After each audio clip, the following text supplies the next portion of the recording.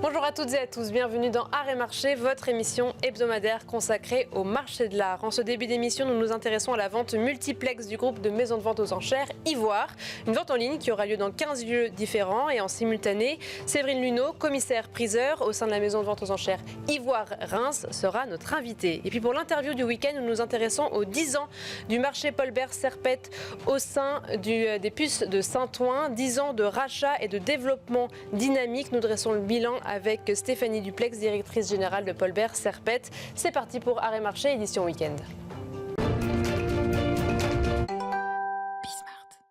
Pour la deuxième année consécutive, le groupe de maisons de vente aux enchères Ivoire organise l'Ivoire Live Tour, donc une vente aux enchères en France, en multiplex live, réunissant 13 maisons de vente dans 15 villes différentes. Et cela aura lieu le 21 mai prochain. Séverine Luneau, commissaire-priseur au sein de la maison de vente Ivoire Reims, est mon invitée pour en parler. Merci beaucoup d'être avec nous. Merci, bonjour. Est-ce que tout d'abord, vous pouvez nous expliquer concrètement comment ça se passe, voilà, ce 21 mai prochain, en tant qu'enchérisseur, collectionneur, qu'est-ce qui se passe? Bien sûr, c'est un concept qu'on a mis en place depuis l'année dernière, c'est-à-dire qu'on a eu une première édition en 2024. Oui. Qui a très bien marché et on a décidé donc de le perpétuer, de le refaire cette année.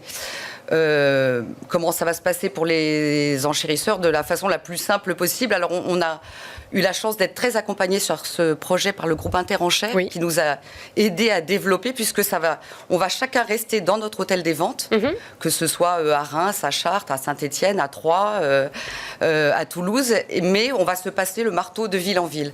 Donc grâce à notre site de référence qui est Interenchères, ils nous ont aidés pour que chacun puisse rester dans son hôtel des ventes, mais en même temps proposer à la France et même au monde entier une vente fluide où on se passe le marteau les uns après les autres. Et chacun en fonction d'un créneau horaire, par exemple? Alors c'est une vente qui a, voilà, le corpus, on a 80 numéros à peu près dans cette vente. On commence à 18h et on a à peu près 5 ou 6 lots par salle des ventes. Voilà, et on va commencer, je crois, par Aix en Provence, et puis ensuite aller à Angers, et puis ensuite le Tour de France. Le Tour de France, exactement. Et alors cette année, qu'est-ce qu'il y a comme œuvre majeure? Est-ce qu'il y en a une qui porte particulièrement la vente, ou des points d'attention? Et est-ce que c'est aussi multi-mouvement? Alors dans cette vente, en réalité, on a décidé, chacun d'entre nous, de garder un peu nos pépites. C'est-à-dire que nous, vous savez, les commissaires-priseurs, c'est valable partout en France, mais encore plus en région. C'est comme si on avait un grand ami, et puis on voit des tas de choses à longueur de journée. Et là, on a décidé, chacun d'entre nous, de garder un peu nos plus belles trouvailles ou nos découvertes pour cette vente Ivoire Live Tour. Et en réalité, est-ce qu'il y a une œuvre qui porte plus la vente? Non, je ne crois pas. Ça brasse vraiment 7 siècles d'histoire, parce que je crois qu'une des œuvres les plus anciennes proposées dans cette vente, c'est un livre d'heures à l'usage de Paris et d'Angers, qui doit être tout à fait à la fin du 15e. Et puis, on va jusqu'à la culture geek ou une photo de Rancinan, en passant par de la joaillerie sublime. On va avoir une montre châtelaine de Cartier, une magnifique pendulette de Cartier, des tableaux avec des grands noms de l'art moderne comme Matisse, comme Marquet, comme Kissling.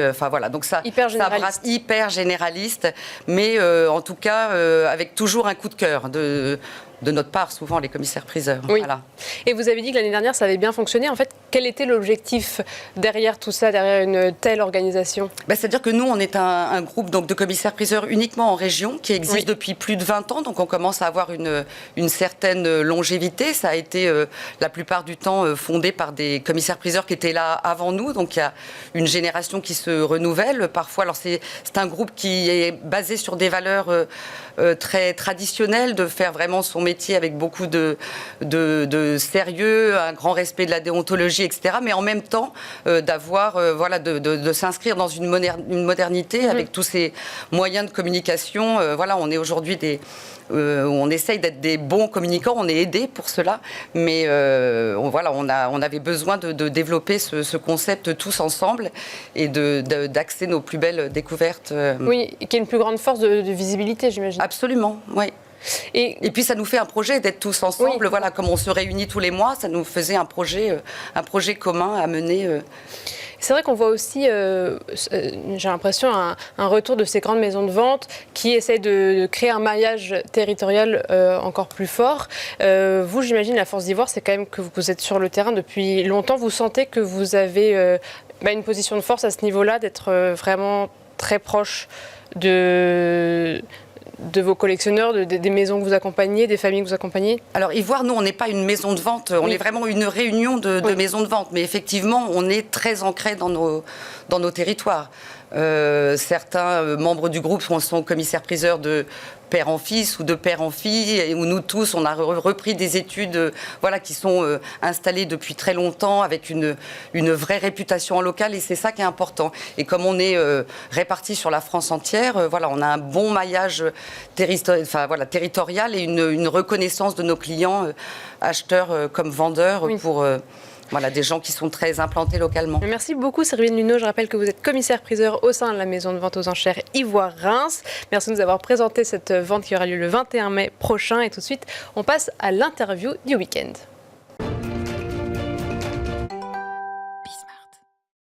Fin 2014, le marché Paul Bert Serpette a été racheté par l'homme d'affaires Jean-Cyril Boutmy. Donc Paul Bert Serpette au sein des puces de Saint-Ouen en Seine-Saint-Denis. Et depuis, une stratégie de développement dynamique a été entreprise. Et je suis ravie d'accueillir Stéphanie Duplex, qui est directrice générale de Paul Bert Serpette. Merci beaucoup d'être avec nous. Merci de m'accueillir. Est-ce que tout d'abord, vous pouvez nous replacer Paul Bert Serpette, qui bien sûr s'inscrit dans un ensemble des puces de Saint-Ouen. Tout le monde connaît les puces de Saint-Ouen, mais est-ce que vous pouvez redonner quelques bases de compréhension? Alors, il y a une image qui est assez simple, c'est de penser que le territoire des puces de Saint-Ouen, c'est avant tout un territoire historique, mais qui réunit des rues, et ces rues joignent des marchés.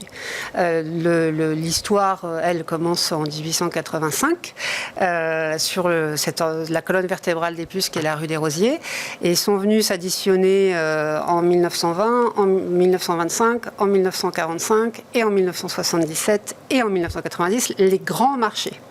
Les puces, ce serait une marque ombrelle, et chaque marché a, on va dire, une tendance de ce qu'elle propose. Paul Bert Serpette est un marché qui s'inscrit beaucoup sur le marché de l'art professionnels, des arts décoratifs professionnels. Il y a quand même une tonalité par Voilà, par il y a marché. une tonalité. Le premier marché de la rue des Rosiers vers la porte de Clignancourt, c'est le marché Vernaison, qui reste un marché de brocante charmant, qui a une destination un peu plus touristique, même si vous avez des antiquaires importants là-bas. Le marché Dauphine, qui est de 1990, lui, est un marché plus récent, qui est le plus grand pôle européen de disquaires, par exemple. Le marché Biron est un marché de 1925 qui, lui, est un marché qui est très orienté empire, style empire, lustre à Pampille. Et vous avez eu le marché Paul Bert qui, lui, est de 1946, qui est un marché extérieur qu'on dit ouvert au vent. Donc c'est 275 boutiques. Et à l'intérieur, historiquement, il y avait un garage qui est un garage automobile construit en 1930, qui a été réhabilité en 1977 par un antiquaire qui s'appelait Alain Serpette et qui est devenu le marché Serpette. Le marché Serpette étant un marché couvert, fermé, qui réunit 169 boutiques. Et donc, quel était l'état de ce marché il y a 10 ans? Parce que vous avez entrepris beaucoup de travaux, vous allez nous détailler tout ça. Quand le rachat a été opéré Alors, quand le rachat a été opéré, en 2014, le marché était Paul Bert Serpette était la propriété du groupe Grosvenor, donc le duc de Westminster, un propriétaire anglais, qui avait confié ce territoire de 420 boutiques à une gestion externalisée qui était à Marseille. D'accord. Et qui avait laissé à l'intérieur un personnel qui n'avait aucun pouvoir. Je crois qu'il a été propriétaire pendant 8 ans. Ça a très vite mal tourné parce que ça a été géré un peu comme une foncière. Et puis à terme, quelque chose qui ne fonctionne pas et qui est mal géré a été remis en vente.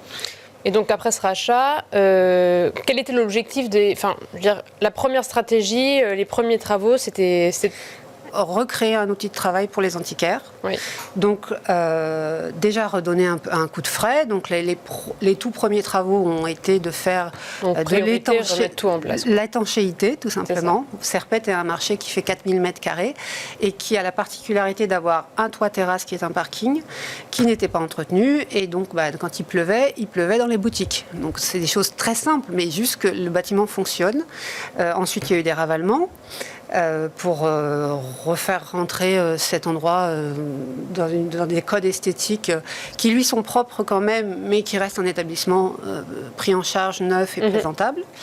Et après, il y a eu tout ce que... je vous parlais de 275 boutiques dans Paul Bert. Ça a été, et c'est toujours d'ailleurs, année après année, des changements de toiture, des ravalements, de l'esthétique, avec un parti pris très clair, c'est de faire du beau et du durable. Donc tout ce qui était des toitures en fibrociment ou en bac acier sont devenus des charpents de bois zingués. Les allées qui étaient un peu accidentées ont été entièrement détruites et refaites pour que, ne serait-ce que quand vous vous promenez, vous n'ayez pas à regarder vos pieds. Et ensuite sont arrivées des choses un peu plus confidentielles, c'est-à-dire recréer des réseaux d'eau pluviale sous Serpette, donc ces fameux 4000 m², pour que les eaux puissent s'évacuer. Donc ça, c'est tout simplement refaire fonctionner l'outil. On est arrivé un peu au bout de ça, c'est-à-dire que maintenant tout ça fonctionne plutôt très bien et les antiquaires en bénéficient bien sûr puisqu'ils ont un outil de travail qui leur permet d'accueillir la clientèle et surtout leurs marchandises. Parce que vous imaginez bien quand vous ouvrez une boutique avec de la marchandise précieuse et que vous avez peur que ça fuit, vous avez peur que... là maintenant ça fonctionne et c'est sûr.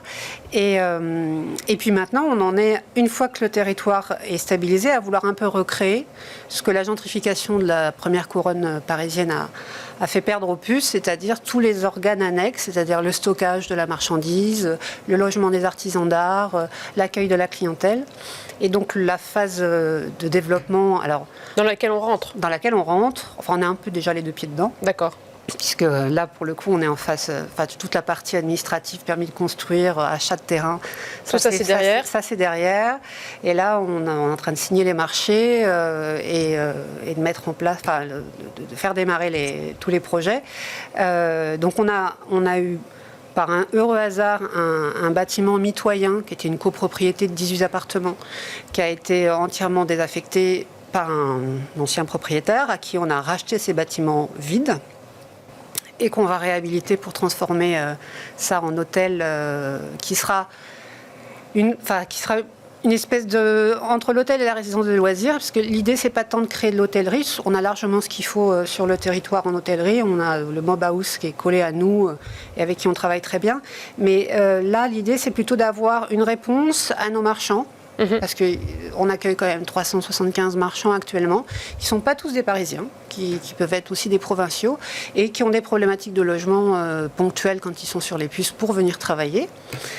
Donc là, on transforme ces 18 appartements en appartements de résidence de loisirs, qu'on va connecter entièrement avec le marché, puisqu'on a aussi des restaurants sur le marché. Et ce qu'on souhaite, c'est par exemple, il n'y aura pas de service de petit déjeuner, mais par contre, n'importe qui aura accès à son petit déjeuner sur sur le lieu. Sur le lieu. Faire une sorte d'écosystème. Ce qu'on veut, c'est que ça vive à l'intérieur du marché et que ce ne soit pas un lieu pour s'isoler des puces, mais plutôt un lieu pour continuer à vivre dans les puces. Voilà. Et la deuxième phase sur ce terrain-là va être la construction d'un bâtiment de remise showroom dans lequel on va pouvoir permettre à nos marchands de stocker. De stocker la marchandise, parce que la vocation des puces, c'est de vendre ce qu'on a sur le stand dans le week-end et de reproposer tous les week-ends autre chose. Donc automatiquement, il faut une rotation très proche de sa boutique pour pouvoir faire tourner. Exemple simple, vous avez un stand qui fait 25 m², vous présentez une salle à manger, elle se vend le samedi matin. Il faut avoir quelque chose à vendre le samedi après-midi ou le dimanche. Donc il faut que la salle à manger sorte et qu'immédiatement de la marchandise re-rentre. Donc on recrée ces outils-là qui existaient fut un temps, puisque Saint-Ouen avait un patrimoine industriel important qui avait transformé beaucoup en stockage. Et malheureusement, ce patrimoine industriel, maintenant c'est du résidentiel. Donc ça a fait perdre un peu de ces structures-là. Donc on a eu heureusement de la chance d'avoir un terrain vacant qu'on a pu acquérir à côté où on va pouvoir reconstruire ces outils-là. Formidable, merci beaucoup Stéphanie Luplex de nous avoir raconté les développements à venir de Paul Bert Serpette. Merci, vous êtes directrice générale de Paul Bert Serpette. Merci à vous tous et tous de nous avoir suivis. C'était Arrêt Marché, édition Week-end.